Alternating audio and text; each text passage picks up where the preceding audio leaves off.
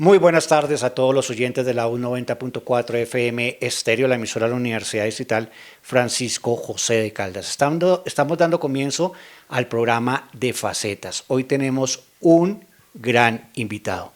Él es Rafael Taibo, publicista, director de televisión, comerciales, director creativo, autor teatral, presentador, autor literario, compositor, periodista, creador para televisión, para radio, redes sociales, actor, cocinero, influencer y cazafantasmas. Permítame saludarlo. Rafa, Alfredo. Muy buenas tardes.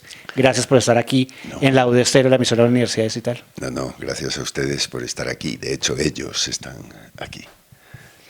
Rafa, arranquemos conociéndolo un poco. Hablemos de su familia. ¿Quién es su familia? Mi familia es el género humano. Yo siempre digo, y cuidado que no estoy alegando en contra de mi familia, a la que adoro, pero siempre digo que nadie tiene la culpa de dónde nace, bajo qué bandera, en qué familia, hablando qué idioma. Yo creo que todo eso es circunstancial. De hecho, la especie humana somos el mayor milagro y el mayor misterio de la creación. O sea, olvídate, esto de la infinitud del universo, que es un misterio tremendo, ¿no? El qué pasa después de la muerte, que es un misterio tremendo. No, el mayor misterio eres tú. ¿Cómo estás hecho? ¿De dónde sales? ¿A dónde vas? ¿Qué hay en esa máquina increíble que llamamos cerebro? ¿Hasta dónde puede llegar? Entonces yo creo que mi familia es el género humano, o así lo considero. Por lo menos gran parte del género humano, porque también hay cada uno que prefiero tenerlo muy lejos, lejísimos, olvidarlo para siempre. Pero bueno, yo nazco en España, nadie tiene la culpa de donde nace, en Galicia, porque mis papás son de allí oriundos, mi papá y mi mamá de un pueblo que se llama El Ferrol, con una historia increíble, porque El Ferrol es cuna del fundador del Partido Socialista Obrero Español, pero también cuna donde nació Francisco Franco, dictador de las Españas. Entonces es un pueblo pequeñito en la Costa de la Muerte, en Galicia, muy unido al mar y a todas las historias marineras, pero que ha dado al mundo pues, una serie de personajes con sus luces y sus sombras más que interesantes. Fui a nacer allí, pero me crié en Madrid. Y bueno, tuve una infancia increíble. Yo con 3 años ya leía y devoraba libros. Y mi mamá siempre cultivó en mí las artes. Mi papá pues es un prohombre, la voz más reconocida en España, Rafael Taibo, la voz de Dios, le dicen. Entonces siempre estuve rodeado de artistas, pero también de políticos en un momento muy complicado en España, porque estábamos bajo la dictadura de Franco. Yo nazco en 1960, ¡sí! Tengo 62 años. Y mi padre lideraba el Club de Amigos de la UNESCO de Madrid, la única organización democrática autorizada por el franquismo en España, porque la UNESCO pertenece a la ONU.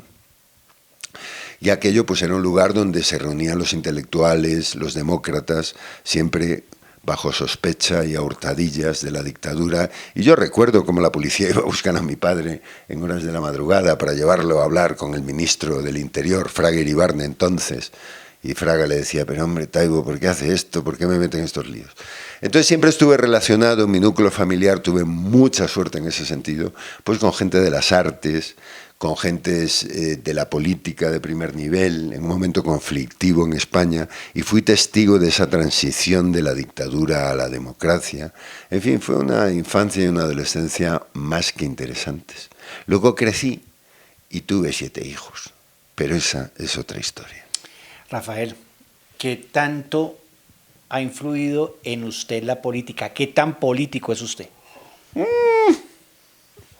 Pues mira, cuando Francisco Franco, caudillo de las Españas, era el dictador de España, yo fui uno de los primeros en integrar las juventudes comunistas en la clandestinidad.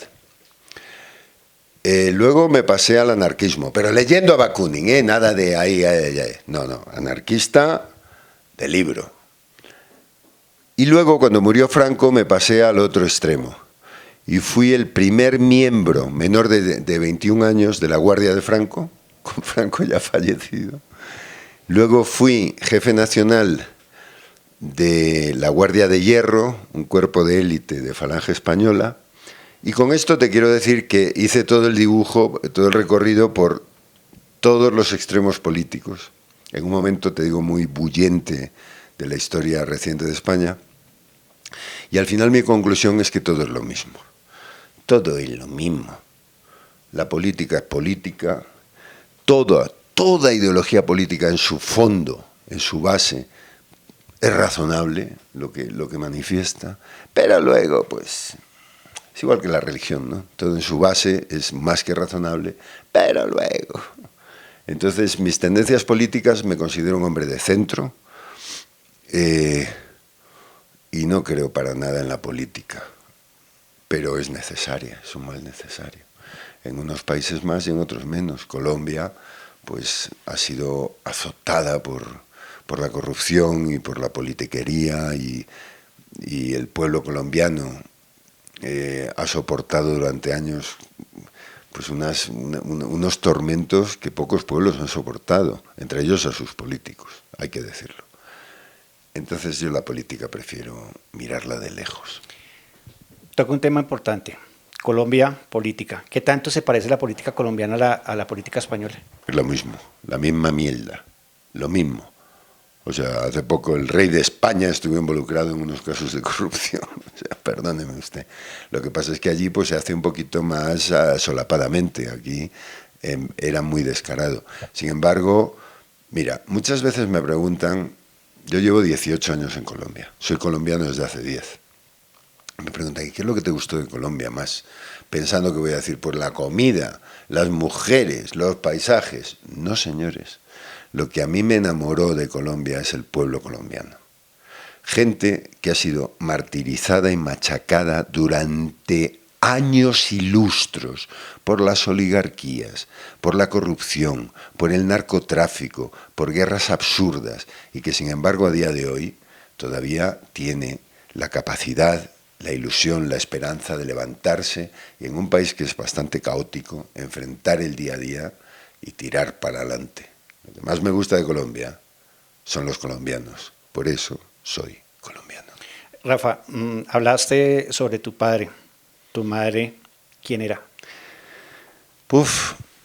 Mi madre falleció ya, está aquí, pero era una mujer increíble, también ferrolana, se conoció con mi padre. Mi padre pues era un poco calavera, de hecho lo sigue siendo, a sus 86 años. Pero una mujer enfermera de profesión, la madre que todo hijo merece tener, que cultivó en mí las artes. Ella pintaba, escribía, además le gustaba mucho todo el tema paranormal, aunque yo me burlaba mucho de ella. Fíjate, mamá, di dónde acabé yo. Y además ella ha criado a alguno de mis hijos. Entonces mi madre era y es, allá donde esté, un ser fuera de lo normal, una persona increíble. Mamá, Churri, que la llamaban. ¿Qué tan cerca estás de ella? Pues cerquísima. Mi madre está presente en mi vida desde que nací y hasta que yo muera, que nos veamos la jeta otra vez. Pero ella me acompaña constantemente, así lo siento y así lo sé. De hecho, ella fue la que me dijo, Pau es tu mujer, ya la has encontrado, cuídala, no la pierdas, Tete, porque ella me llamaba Tete. Cambia un poquito ese carácter tan ácido que tienes, dulcifícate, porque ella es la mujer que llevas 62 años buscando. ¿Dónde estabas? ¿Por qué Tete? Pues porque yo de pequeño nunca quise el chupete. Aquí le llaman el chupete, ¿no? ¿El biberén o no, el el chupo? biberón no, el chupo. El chupo. Siempre me lo ponía mi mamá y yo lo escupía. Yo lo que quería era teta. Entonces, como mi madre me amamantó hasta los 2 años, yo cuando empezaba a hablar no sabía decir teta, entonces decía tete. Y tete, mire, estoy mirándola a usted, así era mi mamá, y entonces, pues eso, me quedó tete. ¿Qué hago? Rafael, hablemos de su colegio. ¿Dónde estudió? Pues hombre, ¿dónde público, privado? ¿Dónde no estudié? Porque yo he estado en 14 colegios. Creo que somos idem. ¿Ah, sí? Yo también hice la misma vuelta. Pero a mí no me echaron de ninguno. A mí tampoco. Ah, bueno.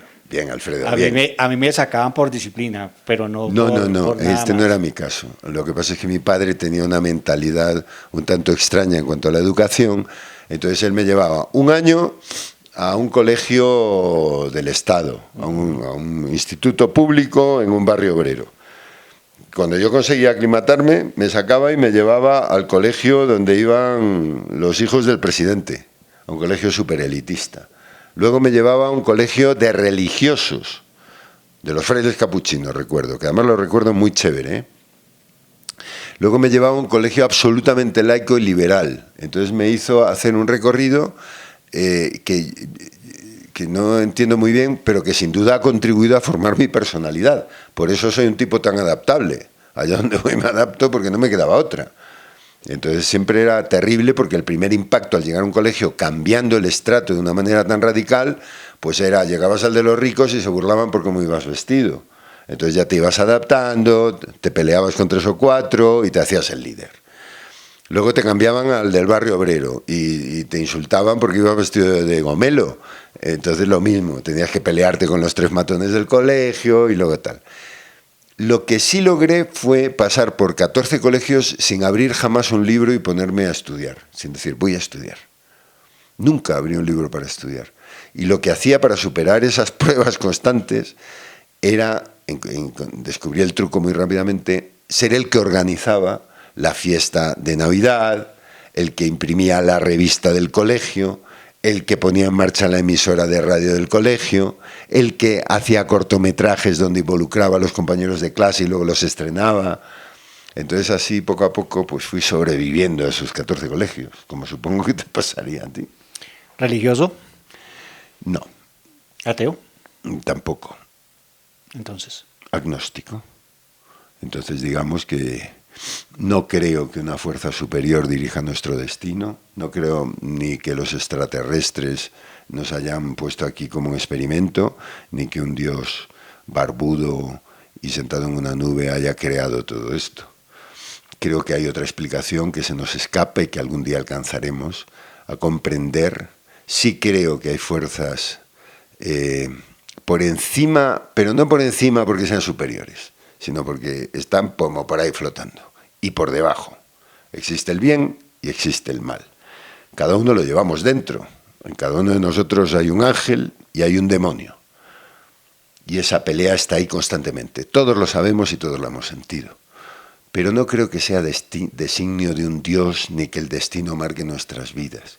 Cada uno de nosotros somos un universo en nosotros mismos. El día que tú naciste, Alfredo, y abriste los ojos, este universo nació para ti. El día que los cierres, este universo se irá contigo. Cada uno de nosotros somos los que decidimos si queremos ser los protagonistas de esta historia increíble a la que llamamos vida, o nos conformamos con ser pues, un figurante, un extra, Pero no creo en un Dios como lo concibe la gran mayoría de la humanidad. Creo en otras cosas. Rafa, hablemos un poco de esa educación superior, universidad. Nunca he ido a la universidad, nunca tuve la oportunidad de asistir como estudiante a la universidad, porque mi primera mujer, pues me casé con 19 años porque quedó embarazada. Yo ya tenía otra novia cuando me lo dijo, gracias, Emma. Pero bueno, me dio un hijo maravilloso, al que adoro, Adolfo, te envío un beso gigante. Y entonces tuve que dejar los estudios, ya cuando iba a entrar en la universidad. Sin embargo, es muy curioso las vueltas que da la vida, porque sí he ido a la universidad, pero a impartir clases, nunca a recibirlas. He sido profesor en distintas universidades, no profesor, clases magistrales en distintas universidades en España, y aquí, pues por ejemplo, en la Javeriana, he participado como profesor en uno de los másters, y a que no adivinaría jamás qué impartía yo. ¿Qué? Arquitectura efímera. Échale cabeza. ¿Cómo es eso? Échale cabeza. Arquitectura efímera. ¿Qué puede ser eso? No pasó por una universidad, pero es un reconocido publicista. ¿Cómo le hizo? Pues muy sencillo. Yo desde muy pequeño tuve dos inquietudes básicas como creador, ¿no? Contar historias, y empecé a contar historias escribiendo pequeños poemitas. La poesía siempre me apasionó. Mi papá es un gran narrador y todas las noches se sentaba conmigo en la cama y me leía un poema. Eso me llevó a mí a cultivar la poesía, a escribir poesía desde muy niño. Recuerdo la primera que escribí, que era horrorosa, pero a mi mamá le fascinó. La guerra es un mal amigo y no voy a seguir. Y luego empecé a dibujar, empecé a hacer cómics, luego descubrí la fotografía, conseguí una cámara de fotos de estas Kodak, ¿te acuerdas que eran como dos carretes unidos? Y empecé a hacer fotonovelas, o sea, contaba historias a través de fotografías y luego le ponía el diálogo y todo eso. Y luego me pasé al cine, conseguí que mi papá me comprara un tomavistas pequeñito, de 8 milímetros, y con eso empecé a hacer cortometrajes, con el complique que era eso, porque ahora con un celular cualquiera puede grabar lo que sea. Antes no. Tenías que tener el tomavistas, tenías que comprar el cartucho de Kodak, tenías que grabar, que eran de 5 minutos, de 3 minutos. De ahí lo tenías que enviar a revelar, te llegaba revelado, no había negativo. Luego, si querías ponerle sonido, tenías que mandar que le pegaran la banda de sonido a la película. Y con un proyector grabar, bueno, una cosa tremenda. Y así me empecé a interesar por el cine. Otra de mis pasiones desde muy pequeño fue la cocina. Siempre me gustó cocinar y experimentar con ello, sin sospechar jamás que iba a acabar viviendo de contar historias, ya fuera para comerciales o para televisión o lo que sea, y que iba a terminar teniendo restaurantes y siendo considerado chef por mis colegas. Yo no me considero tanto, me considero un simple cocinero que ama con pasión la cocina, pero yo no soy chef, jamás estudié en ninguna cosa relacionada con eso.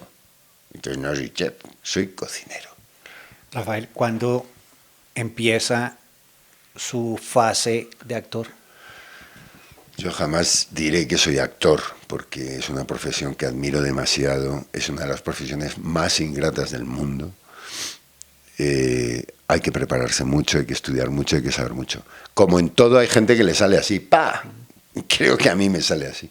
Pero yo nunca me he considerado actor. A mí siempre me han puesto delante de la cámara sin que yo lo buscara. ¿Por qué? Pues no lo sé. Pero así ha sido. Sí disfruto mucho la actuación, porque yo como director llego a un rodaje y hay 50 personas esperando que les diga qué hay que hacer.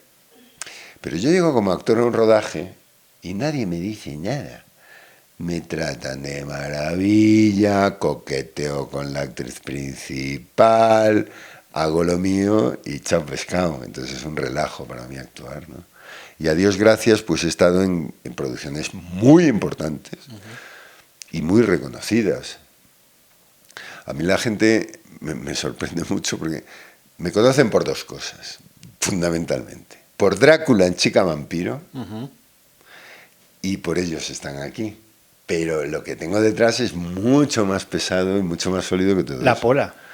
Sí, pero en La Pola yo hacía un papel muy pequeño. Yo estuve pero fue importante. En 12 episodios, sí. Es que La Pola es una historia muy interesante, porque La Pola, fíjate, Caracol acababa de producir El Zorro, en una serie de época, y se metieron un costalazo tremendo, porque eso costó muchísima plata. Y el proyecto de La Pola estaba en RCN, Gabriel Reyes presidente y Juan Carlos Pérez, libretista, llevaba 5 años trabajando el proyecto. Y Gabriel Reyes le dijo, jamás vamos a hacer una serie de época, jamás, olvídate. Y a través de Julián Giraldo, que era mi jefe entonces en comerciales, pues me reuní con Juan Carlos, que estaba desesperado, le dije, dame los 10 primeros libretos y $6.000.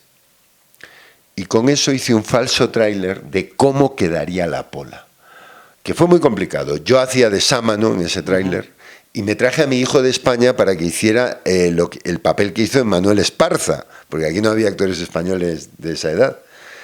Y él nunca había actuado. Mi hijo Adolfo lo pasó bien y lo pasó mal, porque claro, había secuencias en las que se tenía que besar con Carolina Ramírez, que luego hizo el protagónico, y con, ¿cómo se llama esta actriz peruana divina? Ay, se me fue el nombre. Divina ella. Y Adolfo me decía, pero las tengo que besar. Y digo, sí, pero ¿cómo lo hago? Digo, pues como lo hace siempre, pero sin lengua, Adolfo, sin lengua. Y ese tráiler, cuando se presentó, lo presentamos a Gabriel Reyes, con toda la vicepresidencia detrás, y cuando lo vio dijo, este pasa a ser el proyecto número 1 de RCN. Póngame en contacto con Televisión Española, con no sé qué, para buscar apoyo y tal. Y así se construyó La Pola. Finalmente me ofrecieron dirigir la serie. Pero yo impuse una serie de condiciones que no gustaron a algunas vicepresidencias de allá. Por ejemplo, yo quería rodar con ¿cómo se llamaba aquella cámara que estaba entonces? No era todavía la Alpha 7, la Red One. Yo quiero grabar con Red One, quiero edición en set, quiero, en fin, una serie de cosas. Me dijeron, tú estás loco. Total, se la dieron a Sergio Cabrera, que lo hizo de maravilla, pero al poco tiempo salió Dexter. ¿Y sabes cómo la rodaron? A 2 cámaras, con Red One y edición en set. Y siempre que veía a Gabriel Reyes o a mi queridísimo amigo, es que estoy cansado porque me levanto a las 4 de la mañana. Bueno, les decía, mira, podíamos haber sido los primeros, pero no, nos ganó Dexter, porque no se podía. Ven, Rafa, estabas en... Perdona, entonces, como no dirigí La Pola, me dijeron, bueno, queremos agradecerte de alguna forma, ¿qué papel eliges? Y yo dije, pues yo quiero ser Juan Pablo Murillo. ¿Pero por qué si solo tiene 12 episodios? Porque Juan Pablo, cuando llega, Juan Pis, pone firme a Sámano. Y ya toda Colombia está odiando a Sámano, interpretado magistralmente por Manuel Navarro. Entonces, cuando yo le diga la famosa frase que le dije, usted es sordo o imbécil, retírese ahora mismo, le mando fusilar.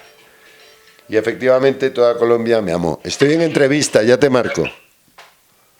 Ya te marco. Bueno, dale, de una. Toma, mi amor, muchas gracias. Perdón por esta interrupción, estamos en directo y estas cosas pasan. Y ya, entonces fui Juan Pablo Murillo, que fue un papel pues muy reconocido. Ven, Rafa, usted estaba en España. ¿Qué bichito le picó para venirse para Colombia? ¿Qué pasó? Me casé con una colombiana y vine a conocer su tierra con la intención de pasar un año sabático, que se convirtió en el resto de mi vida. Porque me encantó este país, me encantó el momento. Cuando yo vine a Colombia, aquí no venía nadie. ¿A dónde llegó? ¿A Bogotá? A Palmira Valle. Lo primero que vi de Colombia fue Palmira Valle y dije, Dios mío, todo lo de las películas de narcos es cierto. ¿Las caleñas son como las flores? Pues todas las mujeres son como las flores y nosotros como los cactus, los hombres. Y bien, pues llegué y todo fluyó. Mi intención era estar aquí en Colombia un año, ir a Europa. Fíjate, con que yo grabara un comercial al mes en Europa, vivía aquí como un marqués. Esa era la idea y efectivamente llegué, a los pocos días me fui a Londres a rodar, regresé, a los pocos días me fui a Madrid a rodar, regresé y ya todas las productoras de cine comercial en ese momento estaban pendientes de mí, me hicieron una oferta. Y al final pues me decidí por RCN Comerciales, donde he estado tantos años como aquí, o sea, llevo 18 años en Colombia, llegué 2005, el 5 de enero de 2005. El 1 de mayo de 2005 entré en RCN y hasta ahí he estado hasta hace 3 meses que decidí ya renunciar. ¿Qué llegó a hacer? A tocarme la barriga. En realidad llegué con la intención de descansar y conocer, pero al final resultó... Fíjate, para que te hagas una idea. El primer año que estuve aquí, yo en España en un año pues dirigía 20, 25 piezas. Entre comerciales, vídeos. El primer año aquí dirigí 70. Entonces te puedes imaginar. Poco a poco, además ya sabiendo lo que quería hacer, porque en España, pues quieras que no, yo ya me había hecho un lugar en un nicho en el que no estaba cómodo. Porque yo era experto en comerciales para niños, porque como tengo tantos hijos, pues me llevo muy bien con los niños. Y yo ya estaba harto de niños. Yo lo que quería era rodar a top models, enjabonándose en la ducha. Cosas así. Entonces lo primero que llegué aquí cuando firmé con Julián Giraldo le dije, yo no hago comerciales de niños. ¿Cómo llegas a RCN? Pues así, me empezaron a llegar ofertas de distintas productoras y entre ellas RCN. ¿Pero presentaste algún trabajo, hiciste No, algo? cuando yo me vine para acá... ¿Golpeaste una puerta? No, cuando yo me vine para Colombia, como tonto no soy, mi reel, a través del el presidente de DDB, que es una agencia multinacional, España me puso en contacto con el presidente de DDB Colombia. Y el presidente de McCann Erickson, España, me puso en contacto con el presidente de McCann Erickson Colombia. Vieron mi reel aquí, me los presentaron y dije, ahí tengo algo que hacer. Y me dijeron, vente ya porque aquí nadie hace lo que tú haces. Y ellos, fíjate tú, los clientes fueron los que llamaron a las productoras para decirles, oye, llega un español que es un director muy reconocido, porque lo soy o lo era, y entonces todas me llamaron para hacerme ofertas. Cuéntenos, de ellos están aquí. Nunca habíamos tenido una producción de esas en Colombia. Sí. ¿Cómo se vendió esa producción? ¿Por qué duró tanto tiempo? ¿Y qué pasó? No, en realidad, a ver, yo en RCN dirigía un departamento que se llamaba Proyectos Imposibles, con 15 profesionales como la copa un pino. Y aparte, pues me ponían a actuar, no sé qué, y hacía periodismo serio, como el que tú haces, con un programa que se llamaba Cuatro Caminos. Y un día llegó a mis oídos que un vigilante nocturno de una de las instalaciones de RCN, donde estaba antes Novartis, se había partido un brazo escapando de una niña que se le apareció a las 3 de la mañana. Entonces dije, coño, yo quiero investigar eso. Y hice, para Cuatro Caminos, una pequeña investigación que llamé Los fantasmas de nuestra tele. Pues convoqué a una serie de expertos, entonces a Robles, a Xavier Piñeros, los que me pasaron amablemente la gente del cartel de la Mega, el Tripas. Y con ellos pues hice una primera sondeo. Yo allí por vez primera vi una lectura de fuego, vi los aparatos estos, como estos que tienes aquí, el Gosmeter, el K2, y se emitió. El día que se emitió fue un domingo. El lunes me llamó Gabriel Reyes a Presidencia y me dijo, tú estás loco. ¿Cómo haces un programa que se llama Los fantasmas de nuestra tele? Ay, Gabriel, Dios mío, qué gran hombre y todo lo que me has contado. Pues estos aparatos y tal. Fue tal el éxito que me pidieron de Cuatro Caminos que siguiera. Y entonces, dentro de Cuatro Caminos fuimos al Cementerio Central, al Hospital de Facatativá San Rafael, a la Peña de Huayca. Y lo que hacía era grabar una investigación de 1 hora, pero luego la fragmentaba y se emitía cada domingo un trocito, como las novelas por entregas del Siglo de Oro. Entonces la gente se pegaba y Cuatro Caminos, que era un programa desde mi punto de vista maravilloso, pero que cariñosamente le decíamos 4 periodistas, 4 caminos, 4 de rating, empezó a subir. Al punto de que un día le dije a Gabriel, tenemos que sacar esto y crear un programa con identidad propia. Y ahí nació Ellos Están Aquí. ¿Cómo es la preproducción o cómo era la preproducción de Ellos Están Aquí? La preproducción, la producción. Mira, Ellos Están Aquí es, según me dijeron los que saben de esto allí en RCN, el programa más barato que jamás se ha producido en el canal. Y uno de los de mayor rating. En las horas bajas de RCN, cuando empezó el declive, éramos el único programa que ganaba a Caracol domingo 10 de la noche frente a Séptimo Día, que es un programa maravilloso y toda una institución, y que estaba ahí dando la pelea. Todo era au naturel. O sea, a mí me decía Camilo Romero, al que mando un beso, que fue mi mano derecha, me decía, a ver, sitios que se pueden investigar donde se supone que pasan cosas. El Castillo de San Felipe, en la Peña de Huayca, el no sé qué, el no sé cuántos. Listo, leía un poco del tema y decía, oye, pues a la Peña de Huayca quiero llevar un georradar para ver qué hay debajo, que todo el mundo dice que está hueca. Si tú supieras lo que descubrimos, que no se publicó, y simplemente empecé a reunir a una serie de expertos, a probar distintos expertos hasta que di pues con los que todo el mundo reconoce, Alex Torres, Isabel Goyeneche, La Luz Valencia y el padre Cristian Piedrahita, que hoy por hoy ya es obispo.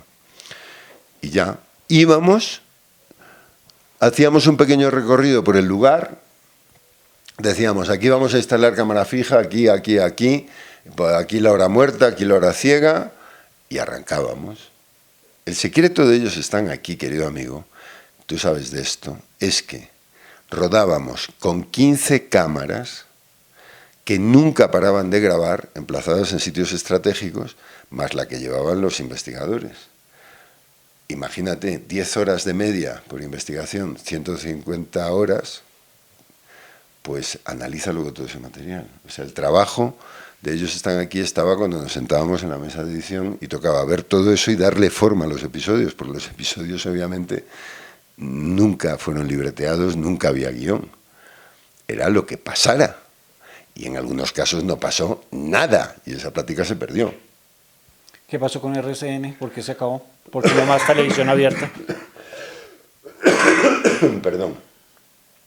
Pues querido amigo, ha habido varios cambios de presidencias en los últimos 5 años en RCN y la última presidencia, pues abiertamente hablé con el presidente y me dijo, mira Rafa, no queremos que el canal se relacione con nada que pueda parecer oscuro, queremos que sea un canal familiar.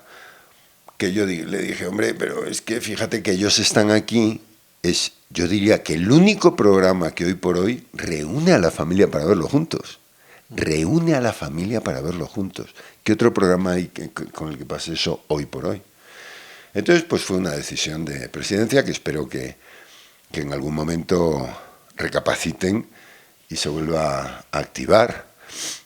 Y ya, por otro lado, también debo decir que yo ya estaba un poco cansado del formato. Fueron 4 temporadas, 40 y tantos episodios, y yo necesitaba dar un giro también hacia otros formatos. Hace poco reuní de nuevo al equipo, hicimos una investigación espectacular después de 5 años sin vernos, y fue genial. Pero estoy explorando otros formatos porque uno necesita evolucionar, ¿no?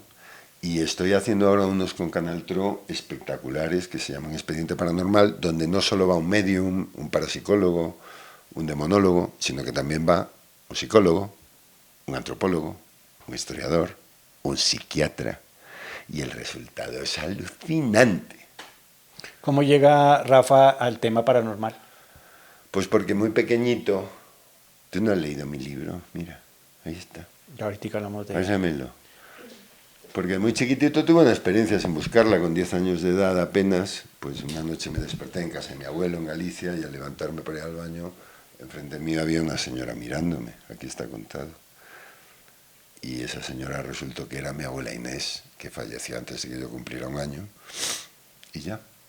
Entonces mi mamá me explicó, tu abuela viene a verte porque te ama y seguro que ella se asustó más que tú cuando la viste. Es un acto de amor. Y eso despertó en mí el interés porque lo viví en primera persona sobre los misterios que nos rodean.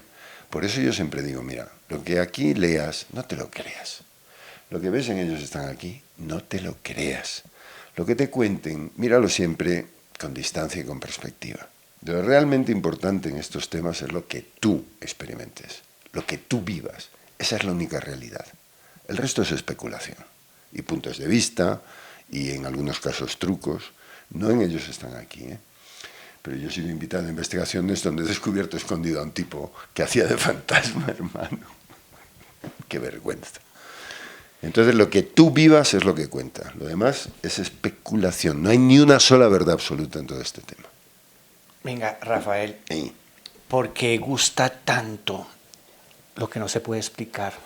¿Por qué gusta tanto lo que está fuera de las leyes naturales? Pues mira, Pepe Navarro, que es un prohombre, el director y presentador del primer Late Night que se hizo en España, un saludo Pepiño, que lo conocí aquí en Colombia, me buscó el hombre cuando llegó, me dijo algo que tiene mucha razón, me dice, mira Rafa, el sentido del humor es diferente en cada país, incluso en cada región. El sentido del humor anglosajón no tiene nada que ver con el latino. Incluso el sentido del humor español poco tiene que ver con el colombiano. Y es cierto. Sin embargo, el miedo es común a todo el género humano. Es el mismo, provocado por las mismas cosas, por las mismas preguntas, por las mismas dudas. El miedo nos une como género, como especie. Y lo que plantean este tipo de programas, por lo menos hablo por el mío, son las dudas que todos nos hacemos, que todas las preguntas que nos planteamos y los miedos ocultos que todos tenemos, creo. Todos los oyentes, todos los que nos están viendo, sufrimos de miedo. ¿Cuál es el miedo de Rafael? Perdón. No, hombre, todos tenemos miedo, pero a cosas que realmente son más materiales que espirituales. La sociedad esta de mierda que hemos construido con pies de barro, sin ningún sentido, llena de desequilibrios, de abismos sociales, nos ha hecho olvidar, arrinconar nuestra espiritualidad, que a veces maquillamos y camuflamos sobre una falsa espiritualidad, como la persona que va todos los domingos a misa o a la mezquita, pero luego no aplica en su vida los preceptos de esas religiones, ¿no? Entonces, el miedo a lo desconocido es lógico, está en nuestro ADN, por eso hemos sobrevivido como especie. El miedo a cuando éramos el culo de la pirámide alimenticia en vez de la cúspide, y éramos el alimento de los dientes de sable, por ejemplo, o de los osos cavernarios. El miedo es lo que nos ha impulsado a sobrevivir. Yo siempre digo, si estás en medio de una experiencia paranormal y tu instinto te dice corre, corre, o sea, ni lo dudes. ¿Yo a qué tengo miedo? Pues tengo miedo a ver sufrir a las personas que amo, a verlas padecer, a que sean víctimas de injusticia, de abusos, de intolerancia, de desprecio, de todas estas miserias que tenemos el género humano, que estamos llenos de sombras. Y a Dios gracias también llenos de luces. Yo a eso le tengo miedo. Personalmente no le tengo miedo a la oscuridad. El susto me lo llevo. O sea, el susto me lo llevo. Joder. Manifiéstate. Pero hoy por hoy, a todas esas cosas no le temo. Me gustan, es adictivo. La adrenalina es adictiva. ¿Y a la muerte? Tampoco. La muerte me parece que es la frontera final de este plano de existencia y sin ninguna prisa, pero tengo mucha curiosidad por atravesar esa frontera. Yendo e investigando para esta entrevista, supe que por ahí en Armenia la Iglesia Católica prohibió la presencia de ellos, están aquí, en cementerio. ¿Qué pasó? Bueno, en realidad, el obispo, pues, por lo visto, porque se publicó en prensa, dijo, ese Rafa Taibo, por favor, que no ingrese en suelo católico. Me parece bien, yo lo entiendo, pero está mal informado, señor obispo. Precisamente el otro día estuvimos en el estreno de una película que se llamaba La Papa del Exorcista. El exorcista del Papa. El exorcista del Papa. Bueno, genial Russell Crowe, genial, la peli flojita y exagerada. Y había 4 grandes dignatarios de la Iglesia Católica allá. Todos me saludaron, que yo no sé quiénes eran, discúlpenme, pero todos me saludaron. Y al acabar, al ir saliendo, uno se me acercó y me dijo, Rafa, usted y nosotros hacemos lo mismo, tratar de combatir el mal. Y es verdad. Entonces yo invito a los estamentos de la Iglesia Católica a que charlen conmigo. Yo no invoco demonios, yo los combato, igual que ustedes. Y me gustaría mucho contar con el apoyo en algunas investigaciones de la Iglesia Católica. Desde el máximo respeto siempre. Yo cuando blasfemo y digo barbaridades es porque hay un demonio, hay un ser oscuro, una entidad maligna. Entonces es cuando yo reto, porque yo combato demonios. ¿Por qué? Porque el bien sé que existe, el mal me interesa. Porque para vencer a tu enemigo tienes que conocerlo. Rafa, ahorita con el tema del COVID, no le fue muy bien. No me fue de maravilla. Pues sí. Me pegué, me agarré estuvo el COVID en la más clínica, gordo. Estuvo en la clínica. ¿Cómo le fue? Estuve en pasó? el country. Fue en un pico de la pandemia terrible, ¿eh? Estaban saturados los hospitales. Yo veía llorar a las enfermeras y a los médicos en los pasillos de pura desesperación e impotencia. Pues contraje el COVID de una forma muy tonta, no me lo esperaba, me había vacunado 3 días antes y en un rodaje en RCN que estaba mi hija Didi, a la que le envió un besazo, me estaba acompañando y de repente vio que yo estaba mal, pero yo cuando dirijo, no hay fiebre ni mierda. Y llamó al médico del canal sin que yo me enterara y tenía 40 y tantos de fiebre y me llevaron y tenía COVID. De ahí me ingresaron en el country, estuve allí como una semana ya, y en la noche me trasladaron al Reina Sofía en una ambulancia. Yo no podía ni respirar, me pusieron una cosa que hacía, te metía el aire a presión, y yo en la ambulancia, perdónenme, pero lo único que se me ocurrió decir, perdónenme, porque eran las 3 de la mañana y seguramente despertaron a alguien. Le dije, nunca he ido en ambulancia, por favor, pueden poner la sirena. Y la pusieron. Y era alucinante estar allí, guau, guau. Y en el Reina Sofía estuve un mes, casi. En la UCI hubo un par de momentos en los que dije, me voy, me fui, ya, perdí. Hasta que me di cuenta del cariño de la gente, hermano. Las llamadas, los mensajes, porque yo me negué a que me quitaran el teléfono. Bueno, primero me negué a que me intubaran, porque cuando llegué, me dijo intubación y dije, no, si me muero quiero ser consciente de que me estoy muriendo. Y entonces, pues el doctor amablemente me concedió esa gracia.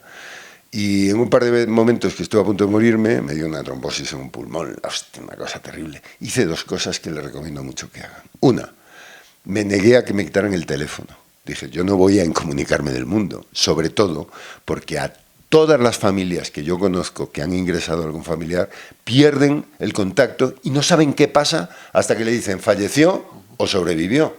Yo quiero que vean cómo es este proceso. Y punto 2, jamás me voy a poner un pañal. O sea, yo para hacer lo mío voy al baño, aunque me tengan que llevar entre 2, pero yo no me voy a hacer encima con un pañal. Y nunca lo hice. ¿Hay alguien aquí? Por supuesto, siempre hay alguien aquí, en todas partes y a cualquier hora. No es solo en las noches, a cualquier hora del día. Tenemos el libro, Rafa, La Guía Paranormal de Colombia. ¿Qué encontramos acá? Pues aquí encontramos 6 de los lugares que investigué con ellos, están aquí, pero explicados más allá de lo que uno puede ver en los episodios, porque son 40 minutos. Aquí pues explico más en profundidad lo que puedes encontrar. Lo interesante de estos lugares es que cualquiera puede ir y visitarlos. Desde el Castillo de San Felipe en Cartagena hasta el Museo Naval del Caribe en Cartagena, perdón, las ruinas de Armero, el panóptico de Ibagué o el cementerio central, ¿no? Entonces puedes visitar cualquiera de estos lugares y si antes has leído esto, pues puedes entender lo que te espera allí y tratar de forzarlo para vivirlo en primera persona. Aparte, pues hay otras cositas que cuento interesantes. ¿Cuál es el lugar que más le impactó? Ese lugar en el que fue a visitar, ¿cuál fue el que más le impactó? A nivel visual y de experiencia, sin lugar a dudas, los 2 lugares que se llevan la palma son las ruinas de Armero. Es que no hay un sitio igual en todo el mundo. O sea, un lugar donde 23.000 personas perdieron la vida de forma casi simultánea. Tú imagínate la energía que se desprendió en ese instante y cómo esa energía ha quedado arraigada en algunos puntos específicos de las ruinas. Y la isla Gorgona, la antigua prisión de la isla Gorgona, estuvimos una semana allí y es escalofriante lo que allí se vive, en una isla que es una delicia, es un paraíso y un lugar que atrae a científicos de todo el mundo por lo increíble de su diversidad y de su fauna y de su flora. Isla Gorgona, que pueden visitarla, pertenece a parques nacionales y hay unos sitios donde te puedes alojar, y Armero, donde puedes ir de momento, en cualquier instante que quieras, te paras en la carretera, ojalá a las 11:30 de la noche, que es la hora donde se desató la tragedia, y te recomiendo que pases en soledad absoluta por las calles, a ser posible grabando con tu celular, y escuches. Solo tienes que hacer eso. Rafa, ¿qué está haciendo en este momento? ¿Qué proyecto está trabajando? Estoy trabajando el proyecto más importante de mi vida. Se llama Paula Díaz. y espero que muy pronto sea mi esposa y la madre de mis otros 8 hijos. Paula Díaz es la novia, ella prometida, ella se encuentra aquí con nosotros, obviamente, y gracias a ella fue que logramos contactarlo. Rafael, ya para ir cerrando esta charla que me parece importante e interesante, esas recomendaciones que usted le puede dar a esas personas que sienten, han visto, se asustan, le voy a contar una infidencia, en la emisora, donde tenemos la emisora en la 31, dicen, a mí no me consta, que hay un fantasma, que hay una señora. Unos dicen que hay una señora, otros dicen que es una joven, lo que sea, que están trabajando, se oyen golpes, se oyen teclados, se oyen muchas cosas. A esas personas como las que tenemos aquí en este momento en cámara, Aleja y Cata, que están con nosotros acompañándonos aquí, que se asustan cada rato que ven el supuesto fantasma, ¿qué le aconseja? Que huyan. Pierdan el culo y salgan corriendo de ahí, pero va a la velocidad del rayo. No hay que tener miedo. Mira, es normal. Yo mismo me asusto cuando me pasa algo en sitios un poco escalofriantes, pero hay que tener siempre presente algo. Primero, 2 cositas, no más. Si yo fuera un fantasma y estuviera en vuestra emisora, sería un fantasma muy imbécil si me dedicara a decir, ay, mira, voy a asustar a estas. Si de verdad todo eso proviene de otros planos de existencia, no son más que intentos de comunicación. Si provienen de un fantasma, si provienen de un espectro, la diferencia es que el fantasma tiene conciencia de su existencia. Tal vez no sepa que está muerto, pero sí sabe que existe. El espectro no, el espectro son como hologramas que quedan impregnados, sonidos que puedes escuchar en un teléfono antiguo que escuchamos en Armero a las 2 de la mañana. Esos son impregnaciones, son mimofonías. Entonces no hay que temerles, porque si son un intento de comunicación, pues coño, comuniquémonos. Y si son mimofonías, pues es interesante, ¿no? Pero luego hay que tener en cuenta algo que yo he descubierto y me ha costado, porque yo me cagaba del susto cuando venían las investigaciones de ellos están aquí. Y es que no hay demonio ni ser de oscuridad en el universo que tenga ni una pequeña porción de la fuerza y la luz que cada uno de nosotros tenemos. Nosotros somos el mayor milagro y el mayor misterio de la creación. Y lo demás son sombras. Rafael Taibo, muchísimas gracias por habernos acompañado aquí en el programa Facetas, en la emisora de la Universidad Distrital Francisco José de Caldas. De verdad, muchísimas gracias por habernos recibido en su casa con su prometida, con un delicioso tinto. De verdad, gracias. No, muchísimas gracias a ustedes. Me apasiona el tema de la radio, ya sabes, cuando quieras hacemos un programa paranormal. Hay una gran propuesta ahí. Muchísimas gracias a todos los que nos acompañaron aquí en Facetas. Volvemos a escucharnos dentro de 8 días a la misma hora, 1:30, todos los lunes.